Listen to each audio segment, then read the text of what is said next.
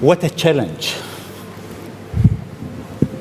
to talk to one of the most, in my opinion, in life, we've seen within this part of the world great people like Al-Khwarizmi, who invented algorithm. Globally, Newton, Henry Ford, the Wright brother, Albert Einstein, and Elon Musk.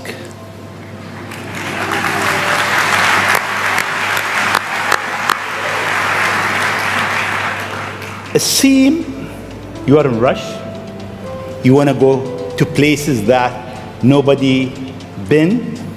You are reinventing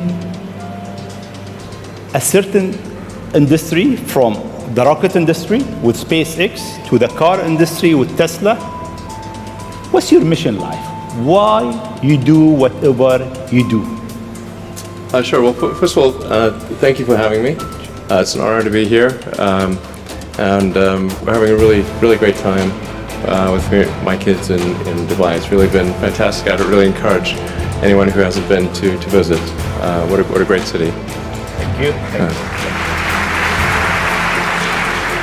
And in terms of the motivations, I guess the sort of kind of a long version of the explanation, but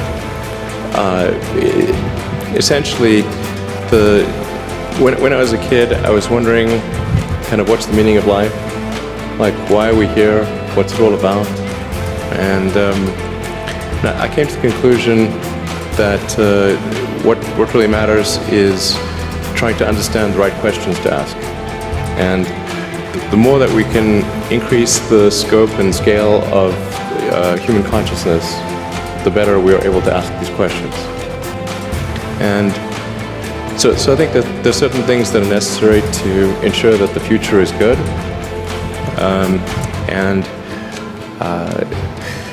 Some of those things are, in the long term, having long-term sustainable transport and sustainable energy generation,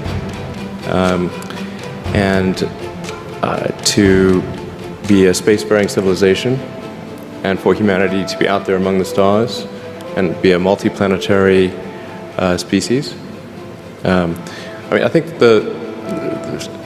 being a multi-planet species and being out there among the stars is important for the long-term survival of humanity, and that's one reason, kind of like life insurance for life collectively, life as we know it.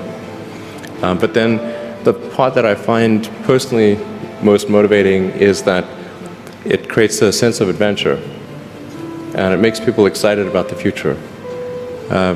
If you consider two futures, one where we are forever confined to Earth until eventually something terrible happens, or another future where we are out there on many planets, maybe even going beyond the solar system, I think that second version is incredibly exciting and inspiring, and there need to be reasons to get up in the morning.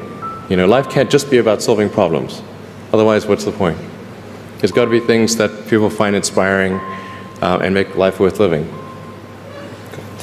So what is life for you?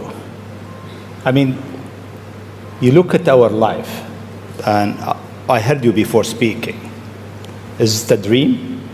Is it Is life a real? a dream? Is it a million D? What is life for Elon Musk?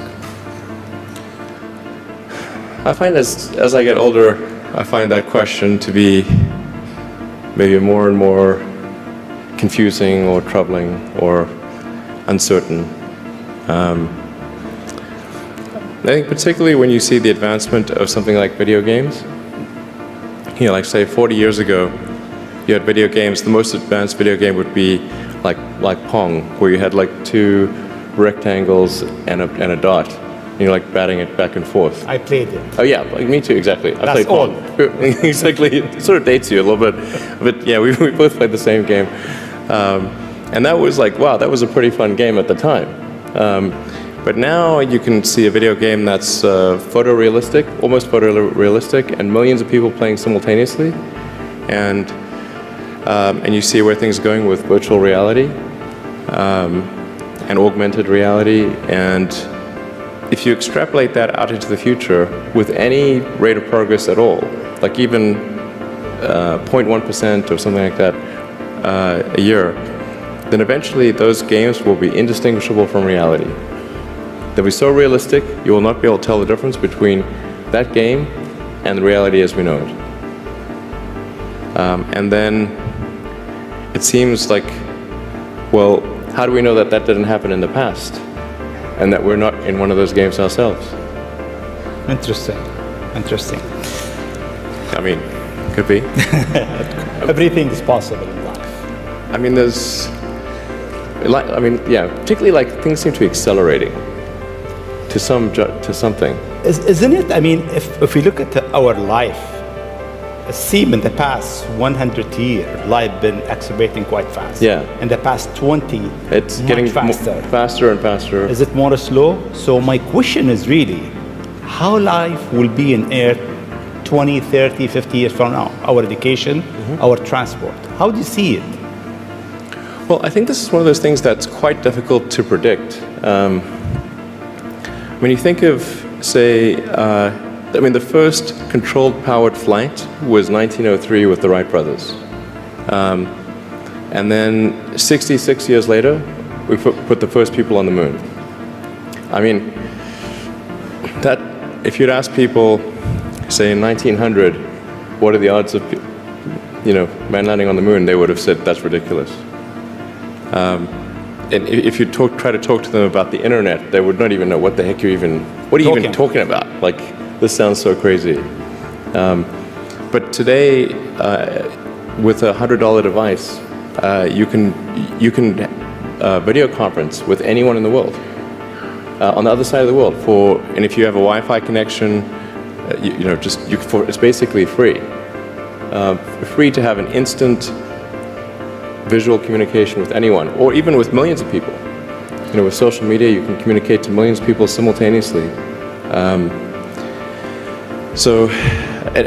You can Google something and ask any question. It's like an oracle of wisdom that you can ask almost any question and get an instant response. It would have been incredibly difficult to predict these things in the past, even the relatively recent past.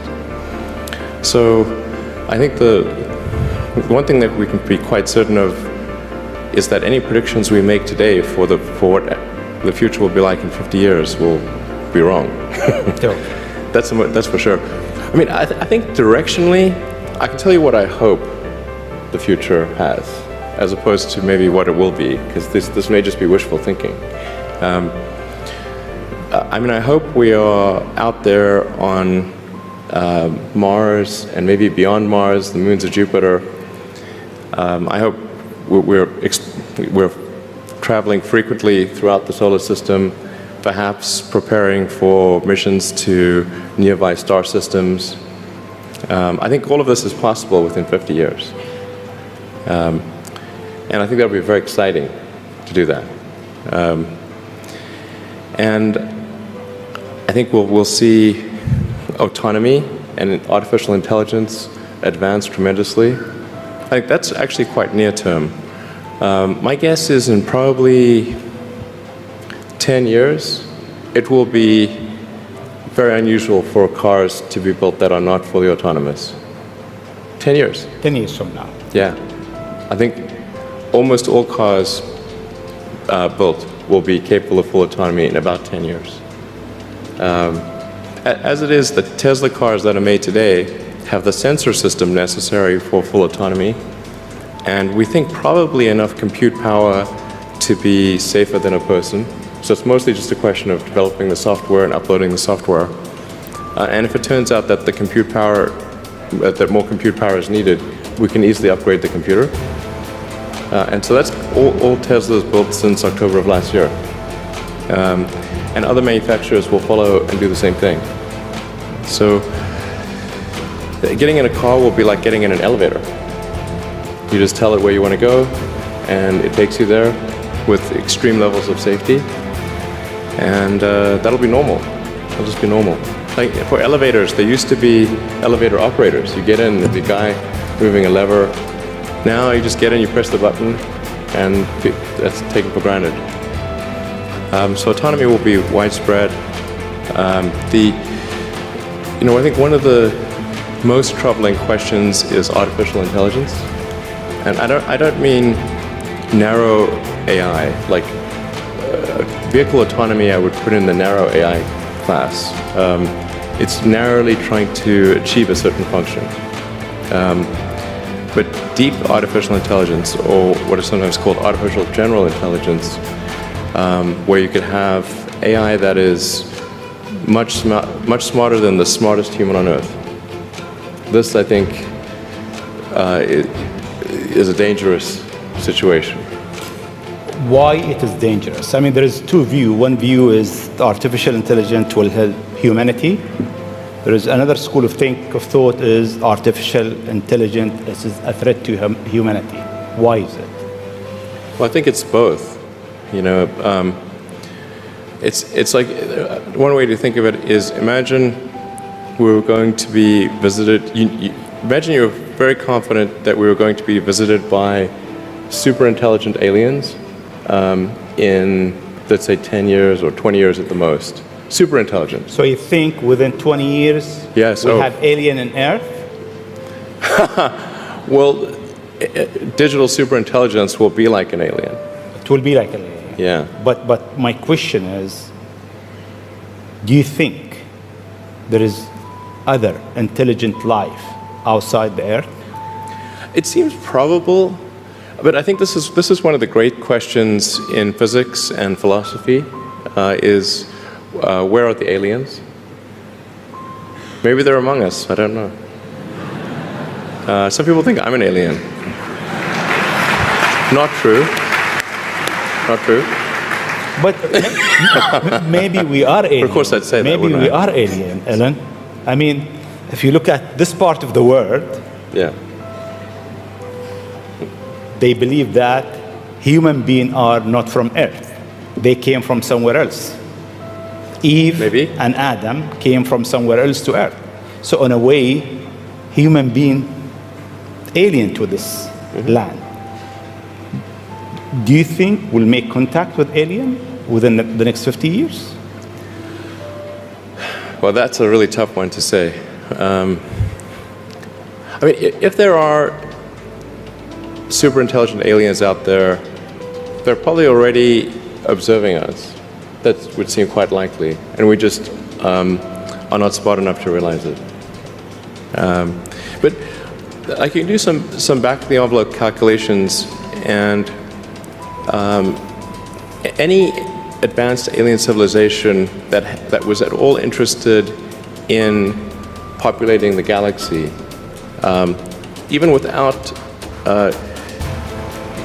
exceeding the speed of light, even if you're only moving at, say, 10 or 20% of the speed of light, you could populate the entire galaxy in, let's say, 10 million years. Maybe 20 million years max. This is nothing, in the grand scheme of things. Once you said you want to die on Mars, why? I don't, to be clear, I don't want to die on Mars. It's like, we're all going to die someday. And if you're going to pick some place to die, then why not Mars? If we're born on Earth, why not die on Mars? Seems like maybe it'd be kind of exciting. But so I think, given the choice of dying on Earth or dying on Mars, I'd say, yeah, sure, I'll die on Mars. But it's not some kind of Mars death wish. And if I do die on Mars, I just don't want it to be on impact. Got it. Yeah. Let's come back to Earth, actually. You tweeted that you are building a tunnel under Washington, D.C. Why? What is it? Well, it's a secret plot. Okay. Just between us. Nobody heard you? Yeah, exactly. Please keep that secret. I think this is going to sound a little. It seems like somewhat trivial or silly, but I've been saying this for many years now. But I think that the solution to urban congestion is a network of tunnels under cities, And you can, when I say, I don't mean a 2D plane of tunnels, I mean tunnels that go many levels deep.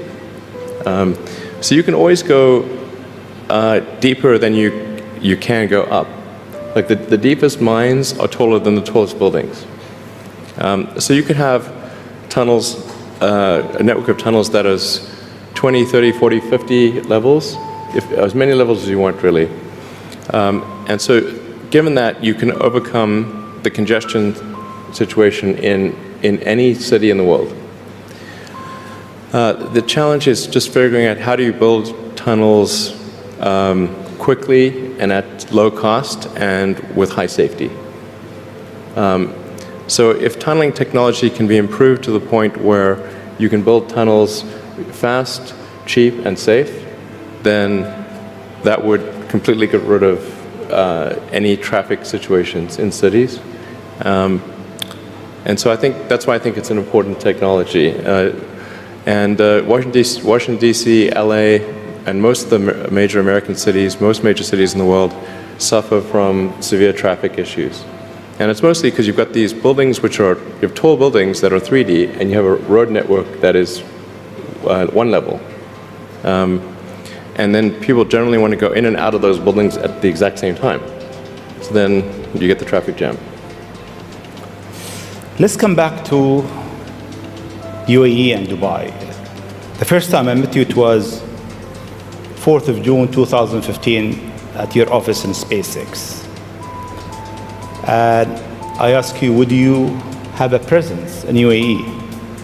And your answer was, I'm busy with China.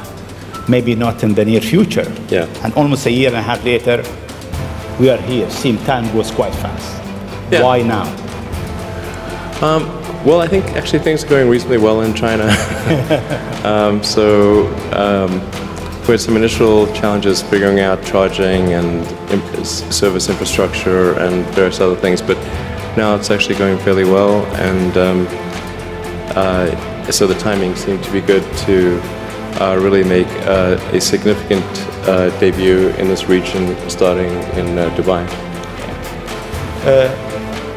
In your opinion, what is the new disturbing thing that will come in technology next? What's next in technology?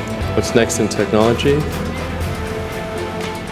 That will disturb the way we live, the way we think, the way we do business. Well, the most near-term impact from a technological standpoint is autonomous cars, like fully self-driving cars. Like I said, that's going to happen much faster than people realize. It's going to be a great convenience to be an autonomous car, but there are many people whose jobs it is to drive. So in fact, I think it might be the single largest employer of people is driving in various forms. And so then we need to figure out new roles for what do those people do. But it will be very disruptive and very quick. Now, I should characterize what I mean by quick, because there are quick means different things to different people. There are over 2 billion vehicles in the world, approaching 2.5 billion cars and trucks in the world. The total new vehicle production capacity is about 100 million. Which makes sense because the life of a car or truck before it's finally scrapped is about 20-25 years. So the point at which we see full autonomy appear will not be the point at which there is massive societal upheaval, because it will take a long time to make enough autonomous vehicles to disrupt employment. So that disruption I'm talking about will take place over about 20 years. But still, 20 years is a short period of time to have, I think, something like 12 to 15% of the workforce be unemployed. Yeah, thank you. This is the largest global government summit. We have over 139 government here. if you want to advise government official to be ready for the future, what is 3 things or 3 advice you'll give them? Well, I think the first bit of advice would be to really pay close attention to the development of artificial intelligence. I think we need to just be very careful in how we adopt artificial intelligence, and to make sure that researchers don't get carried away. Because sometimes what happens is a scientist can get so engrossed in their work, they don't necessarily realize the ramifications of what they're doing. So I think it's important for public safety that governments keep a close eye on artificial intelligence and make sure that it does not represent a danger to the public. Let's see. Secondly, I would say we do need to think about transport in general, and there's the movement towards electric vehicles, sustainable transport. I think that's going to be good for many reasons, but again, not something that happens immediately. That'll happen slower than the self-driving vehicles. So that's probably something that happens over 30 or 40 years, the transition to electric vehicles. So thinking about that in context, the demand for electricity will increase dramatically. So currently, in terms of total energy usage in the world, it's about 1/3 electricity, about 1/3 transport, about 1/3 heating. So over time, that will transition to almost all, not all, but predominantly electricity, which means that the demand for electricity will probably triple. So it's going to be very important to think about how do you make so much more electricity. And Seem they have an easy job. That's it. There is no more challenges for them. No, well, then I think maybe these things do play into each other a little bit. But what to do about mass unemployment? This is going to be a massive social challenge.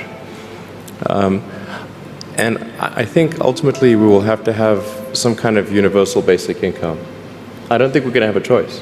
Universal basic income. Universal basic income. I think it's going to be necessary. So it means that unemployed people will be paid across the globe. Yeah. Because there is no job, machine, robot is taking over. There will be fewer and fewer jobs that a robot cannot do better. Okay. That's simply and I want to be clear that these are not things that I wish would happen. These are simply things that I think probably will happen. And if my assessment is correct and they probably will happen, then we need to say, what are we going to do about it? And I think some kind of a universal basic income is going to be necessary. Now, the output of goods and services will be extremely high. So with automation, there will come abundance. There will be almost everything will get very cheap.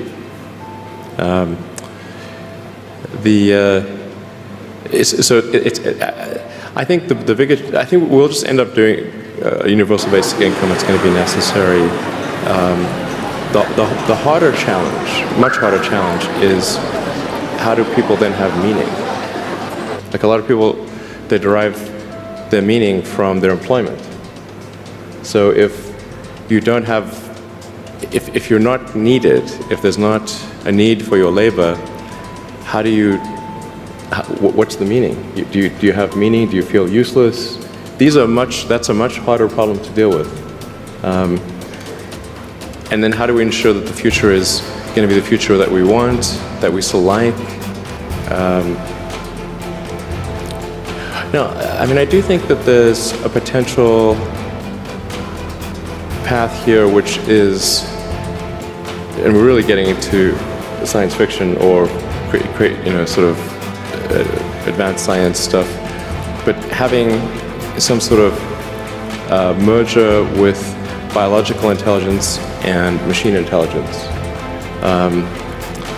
To some degree, we are already a cyborg. You think of like the digital tools that you have, your phone, your computer, the applications that you have, like the fact that, as I was mentioning earlier, you can ask a question and instantly get an answer from Google or from other things. And so you already have a digital tertiary layer. I say tertiary because you can think of the limbic system, kind of the animal brain or the primal brain, and then the cortex, kind of the thinking, planning part of the brain, and then your digital self as a third layer. So you already have that, and it's like if somebody dies, their digital ghost is still around. All of their emails and the pictures that they posted and the social media, that still lives, even if they if they died. So over time, I think we'll probably see a closer merger of biological intelligence and digital intelligence. And it's mostly about the bandwidth, the speed of the connection between your brain and your the digital extension of yourself. Particularly output, and output, if anything, is getting worse. We used to have like keyboards that we'd use a lot. Now we do most of our input through our thumbs on a phone, and that's just very slow. A computer can communicate at 1 trillion bits per second, but your thumb can maybe do, 10 bits per second or 100 if you're being generous.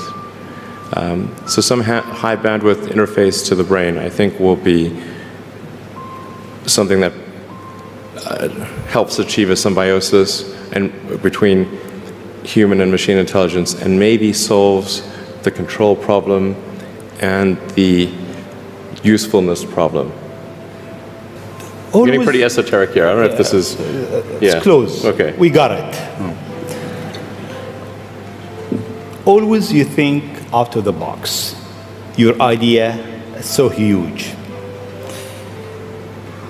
You want to go to space. You decided to go to space. You did it.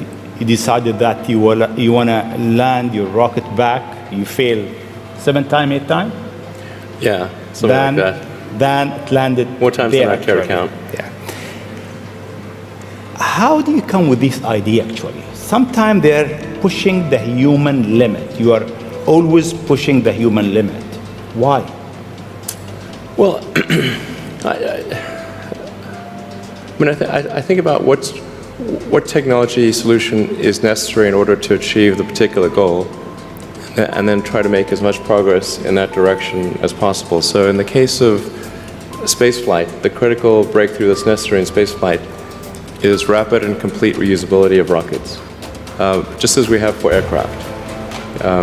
You can imagine that if an aircraft was single use, almost no one would fly.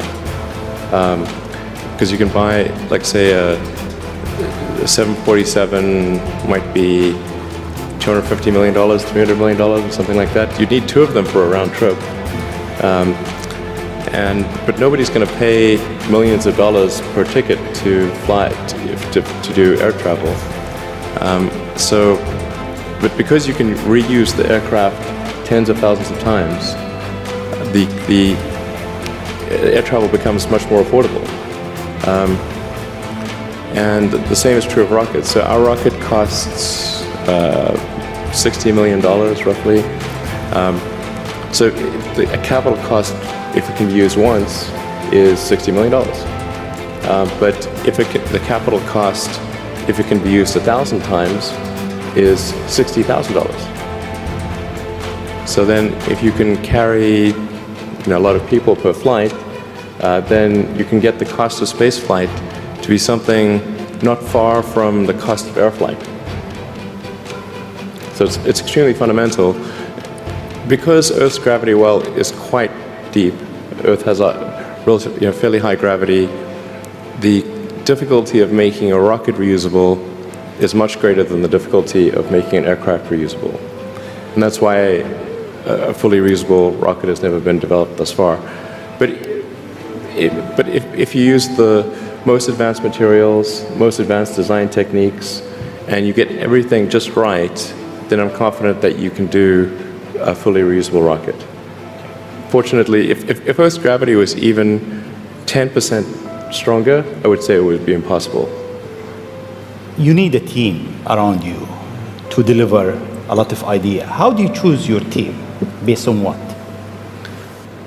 Well, I suppose honestly that it tends to be gut feel more than anything else. So when I interview somebody, my interview question is always the same. It's what do you ask? I said, tell me the story of your life, and the decisions that you made along the way and why you made them. And then,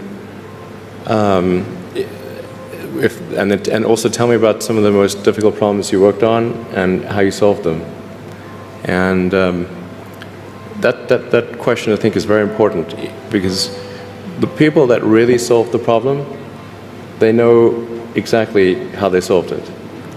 They know the little details. And the people that pretended to solve the problem, they can maybe go one level and then they get stuck. So, what was your biggest challenge in life? Biggest challenge in life? No challenge. Well, no, there's a lot of them. I'm trying to decide which is the worst. I think just thinking about how to spend time. One of the biggest challenges, I think, is making sure you have a corrective feedback loop, and then maintaining that corrective feedback loop over time, even when people want to tell you exactly what you want to hear. Okay. That's very difficult. Yes. Time is over.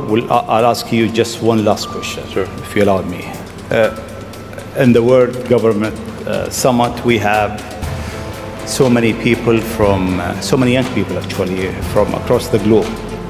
If you have an advice to them, young people globally who want to be like Elon Musk, what's your advice to them?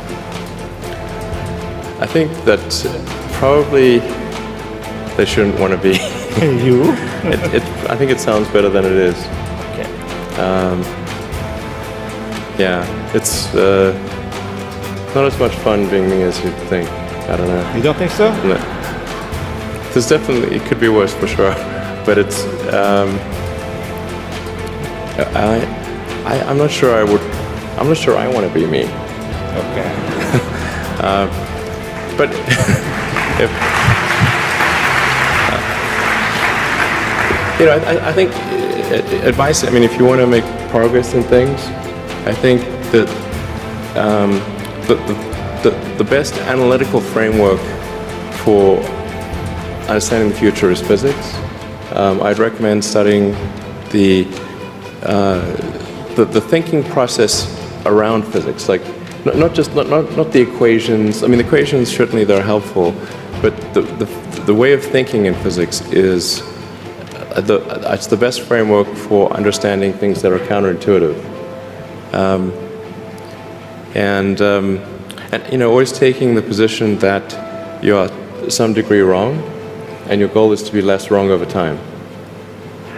I think one of the biggest mistakes people generally make, and I'm guilty of it too, is wishful thinking. Like you want something to be true, even if it isn't true, and so you ignore the things that you ignore the real truth because of what you want to be true.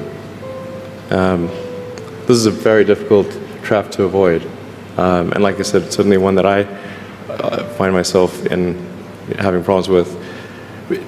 But if you just take that approach of you're always to some degree wrong, and your goal is to be less wrong, and solicit critical feedback, particularly from friends. Like particularly friends, if somebody loves you, they want the best for you. They don't want to tell you the bad things. So you have to ask them, and say, really, I really do want to know. and then they'll tell you. Thank you very much. It's been